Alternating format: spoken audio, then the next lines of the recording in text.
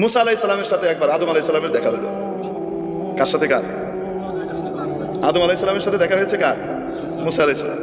তো মুসা আলাইহিস সালাম আদম আলাইহিস সালামকে বলছেন, আব্বা জান, আল্লাহ তাআলা এত কিছু জান্নাতে আপনাদেরকে দিয়ে রাখলো, শুধু একটা গাছ, এটার কাছে যেতে না করলো, এটা না খাইলে হতো না? কেন? আপনি খাইছেন বলে তো আমরা দুনিয়াতে আইতেছি। আপনি দুনিয়াতে আসছেন, আমরা দুনিয়াতে আসছি, আইসা যে ফেরাউনের কবলে পড়ছে, জ্বালায় মারতেছে। যুগে যুগে ফেরাউন, পুরুষ ফেরাউন, মহিলা ফেরাউন জ্বালায় শেষ করে দেয়। এক এক সময় এক এক ফেরাউন আসে। এই যে আমরা এখন কি করতেছি, জ্বলতেছি, আপনি কেন খাইলেন? এটা না খাইলে হইতো না। আপনার কারণে আমরা এই পেরেশানিতে পড়ছি। বুঝেন কি বলে? সমস্ত পেরেশানিতে পড়লাম কার কারণে? আপনার কারণে। কে বলতেছে? মুসা আলাইহিস সালাম। আপনি এটা কেন খাইলেন? হযরত আদম আলাইহিস সালাম বলতেছেন, আমি খাইছি, তোমার কে বলছে? বুঝছেন?